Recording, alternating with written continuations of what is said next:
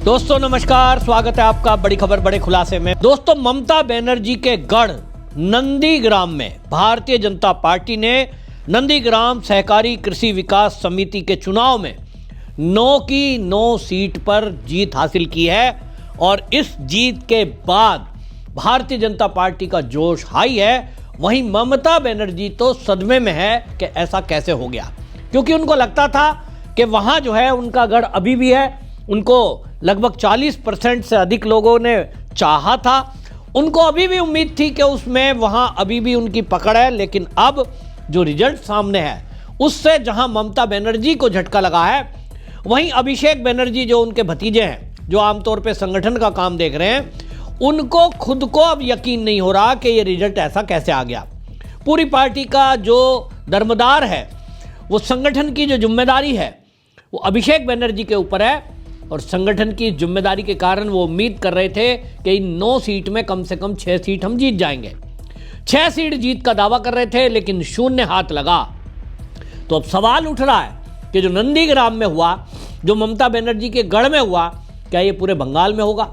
तो बंगाल में पूरा ये स्थिति तो नहीं रहेगी कि Bharatiya Janata party clean sweep कर जाए, लेकिन ये मैं कह सकता हूं, और मैंने पहले भी कहा है, मेरी बात आप नोट करते होंगे अगर लगातार वीडियो देखते हैं। मेरी बात आज नोट कर लीजिए।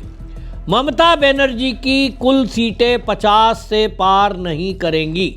मैं दोबारा रिपीट कर रहा हूं, टीएमसी को 50 से अधिक सीटें नहीं आएंगी, 50 के आसपास सीटें रहेंगी। 10 प्लस माइनस 10% लेके चलिए।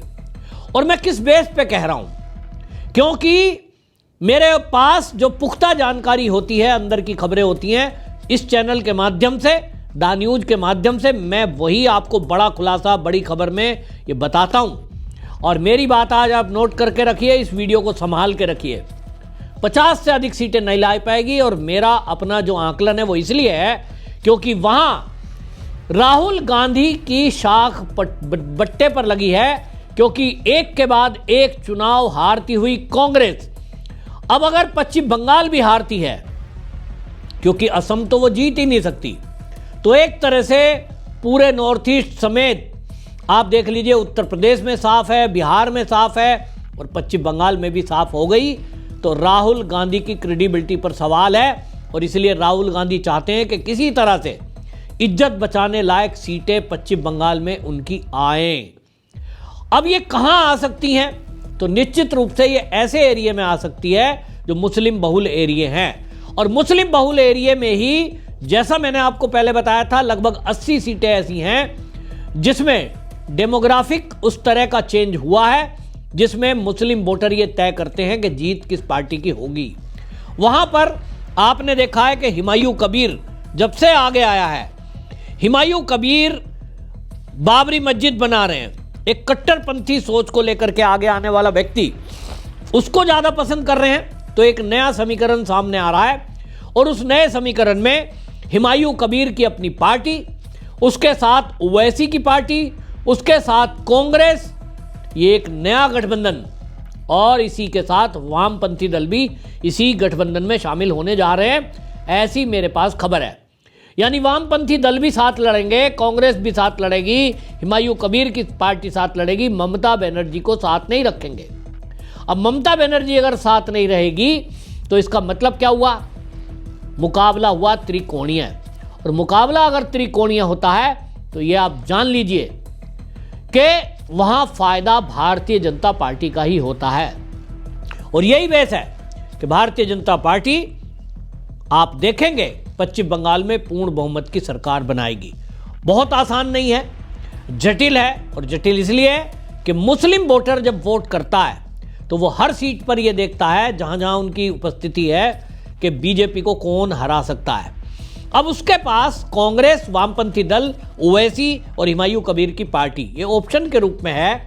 तो ये ऑप्शन कांग्रेस लगभग ये तय करेगी कि जो हिंदू बेल्ट है उसमें भी कांग्रेस अपने प्रत्याशी उतारेगी, वामपंथी सीटों पे वामपंथी अपने, जहां बहुल है, जो उनका वोटर है, वहां अपने पार्टी के लोगों को उतारेगी। तो टीएमसी के लिए एक मुसीबत बड़ी होनी है। और आपको बता दें, इसी बात को समझते हुए यही जो नया समीकरण बन रहा है, टीएमसी के अंदर भगदड़ मची है। टीएमसी के अंदर आपस में फूट हो गई है, टीएमसी के लोग आपस में झगड़ रहे हैं और इसी कारण से आपको बता दो अभिषेक बनर्जी घबराया हुआ है। इस बात को लेकर के भारतीय जनता पार्टी के नेताओं ने बाकायदा इस नंदीग्राम की जो विजय हुई है इसको लेकर के बात की है। भारतीय जनता पार्टी के जो एमएलए हैं शंकर घोष, उन शंकर घोष ने ये कहा कि भाई ये जो हुआ है, जीत हासिल हुई है, उसमें शंकर घोष कहते हैं कि ये पश्चिम बंगाल के लिए बहुत ये बयानबाजी जो करते हैं, जिस तरह की बातें नंदीग्राम की विधानसभा चुनाव हार गए उसके बाद जो है मुख्यमंत्री जो बयान दे रही थी, यहाँ जो है जिस तरह से लोगों को बदनाम किया जा रहा था, ये बड़ी ही शर्मनाक बात है। शंकर घोष ने पत्रकारों को कहा कि भैया ये शर्म की बात है, लगातार फिल्मी बयान देती रहती हैं, लोगों को ये समझना चाहिए कि इससे हमारे राज्य को आगे बढ़ने में मदद नहीं मिलेगी। पश्चिम बंगाल में 2026 में अब ये चुनाव होने जा रहे हैं और ऐसे में जो मुकाबला है वो तैयारी अभी से शुरू हो गई है। हुमायूं कबीर अपने आप में ममता बनर्जी की मुसीबतें बढ़ा चुका है, लेकिन इसके साथ ही आपको ये जो मैंने गठबंधन की नए की बात बताई है ये भी सामने आई है। दूसरा टीएमसी में अब ये भगदड़ जो मची है, इसी में आप देखिए टीएमसी की राज्यसभा सांसद मौसम नूर, वो कांग्रेस से टीएमसी में आई थी, मालदा से 2 बार वो सांसद रह चुकी है और अब वो छोड़कर वापस टीएमसी को कांग्रेस में शामिल हो गई हैं।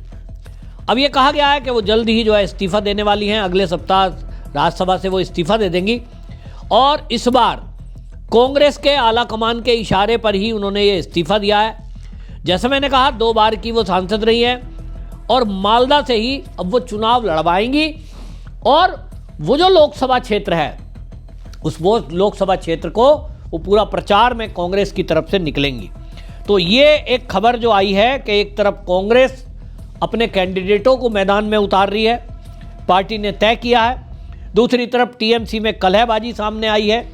टीएमसी में आपसी लड़ाई इस कदर हो गई कि आपको ये बताऊं कि वहाँ पश्चिम बंगाल में कोलकाता के पास ही भांगड़ एक जगह है और वहाँ पर टीएमसी के पूर्व एमएलए हैं आराबुल इस्लाम, उनके बेटे की गाड़ी पर 24 परगना में वो जिला परिषद के अध्यक्ष हैं हकीमुल इस्लाम, उनकी गाड़ी पर हमला हुआ। उनको टीएमसी के लोगों ने गद्दार गद्दार कहा। क्यों गद्दार कह रहे हैं भाई? उनके बारे में ये पता लग रहा है कि वो हो सकता है टीएमसी छोड़ के कांग्रेस में शामिल हो जाएं, क्योंकि देखो जो लोगों को टीएमसी के नेताओं को ये पता है कि जितना भी भ्रष्टाचार ममता बनर्जी की सरकार में हुआ है, जिस तरह का लोगों के मन में गुस्सा है, महिलाओं के ऊपर अत्याचार हो रहे हैं, पुलिस टीएमसी के कार्यकर्ता की तरह काम कर रही है, लोगों ने ये तय कर लिया कि ममता की सरकार को उखाड़ फेंकना है। तो ऐसे में जो टीएमसी के नेता आगे का भविष्य देख रहे हैं वो ये देख रहे हैं कि ममता बनर्जी की सरकार तो आएगी नहीं, बीजेपी में वो जा नहीं सकते, खासतौर पे मुस्लिम कम्युनिटी, वामपंथी लोग, और इसीलिए वो क्या कर रहे हैं, टीएमसी छोड़कर चुनाव के पहले क्या कर रहे हैं, कांग्रेस की तरफ शिफ्ट कर रहे हैं, कांग्रेस पार्टी ज्वाइन कर रहे हैं। कांग्रेस से जिनकी बात टिकट के लिए हो रही है वो उसी के टिकट पर चुनाव मैदान में उतरेंगे। तो ये सब जो हो रहा है, यहां भगदड़ जो मची है, उसी बीच नंदीग्राम का रिजल्ट आना, ये बंगाल के जनता का मूड बता रहा है कि बंगाल की जनता का मूड क्या है कि वो ममता बनर्जी को एक भी सीट देना नहीं चाहता। ऐसे में ममता बनर्जी पूरी तरह बौखलाई हुई हैं और इसीलिए आप देखिए कभी वो चुनाव आयोग को धमकी देती हैं, कभी वो अमित शाह को धमकी देती हैं, कभी उनके गुंडे सड़क पर आकर गाड़ियों पे हमला करते हैं, चुनाव आयोग ने जिनकी ड्यूटियां लगाई हैं एसआईआर में उनके ऊपर हमला करते हैं, बीएलओ को डराया धमकाया जा रहा है। ये सब चल रहा है, तो ये बताता है कि ममता बनर्जी को अब दिख गया है बंगाल से उनका सफाया होना तय है। आपकी क्या राय है? मैंने जो आपको विषय बताया, क्या आपको भी लगता है कि ममता बनर्जी का यही हाल होगा? कमेंट में जरूर लिखें, वीडियो शेयर करें। वंदे मातरम।